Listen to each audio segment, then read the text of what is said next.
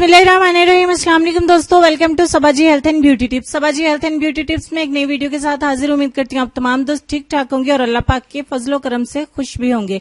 आज की इस वीडियो में मैं आपको काली स्याह मैली गर्दन को फौरी तौर पर चमकाने के लिए एक रेमेडी बताने वाली हूँ जो कि बहुत ही जबरदस्त है, बहुत ही ज्यादा इफेक्टिव है।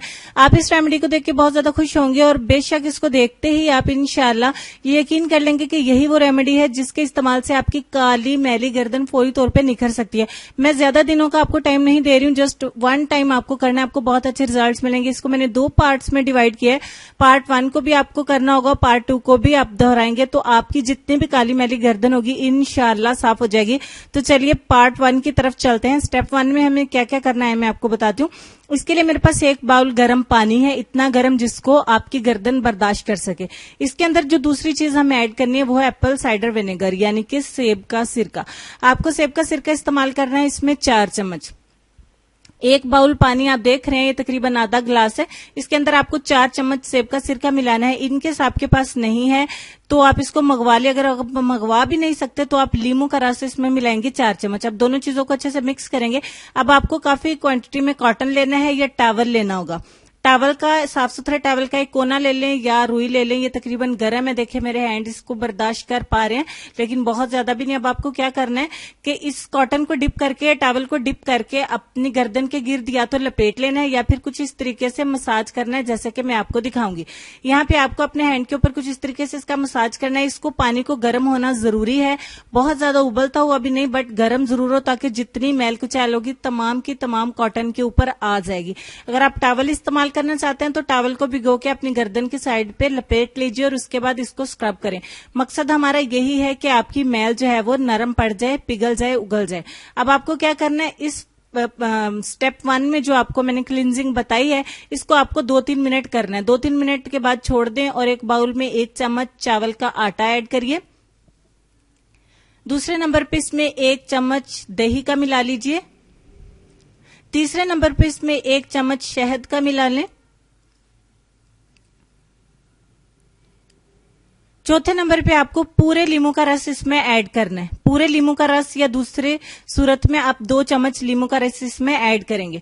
आप चाहें तो स्टेप 2 में भी एप्पल साइडर विनेगर यानी सेब का सिरका इस्तेमाल कर सकते हैं। अगर नहीं तो आप लीमू का रस इसमें ऐड कर लें। अच्छे से मिक्स करेंगे।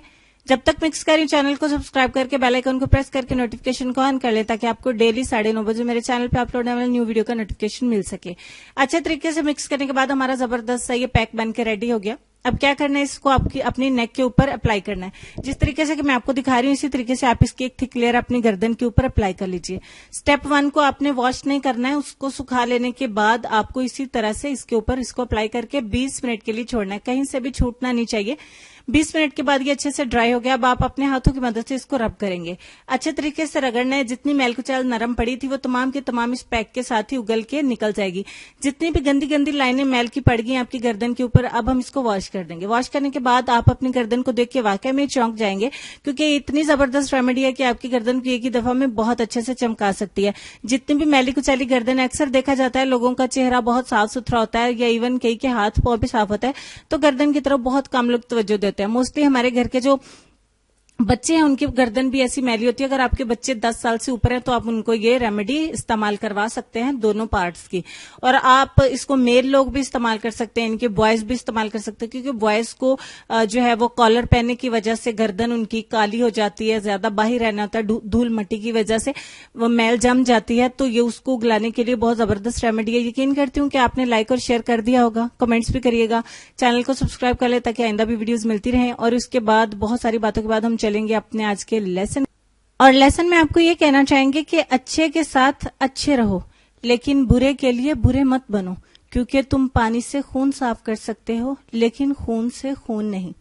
उम्मीद करती हूँ आज की वीडियो के साथ साथ आपको लेसन भी अच्छा लगा होगा। प्लीज इस वीडियो को जरूर लाइक और शेयर करिएगा, अपना ढेर सारा ख्याल रखिएगा और मेरे गले के लिए भी दुआ करिएगा कि ठीक हो जाए। बहुत ज्यादा पेन के बावजूद आप लोगों के लिए वीडियो इसलिए बनाती हूँ कि पिछले दिनों 4-5 नागे करने के बाद आपके साथ प्रॉमिस किया था कि इंशाल्लाह अब रेगुलर वीडियो आया करेगी। अपना ढेर सारा ख्याल रखिए, हंसते रहिए, मुस्कुराते रहिए और देखते रहिए सबाजी हेल्थ एंड ब्यूटी टिप्स और सबाजी लाइब्रेरी। अल्लाह हाफिज।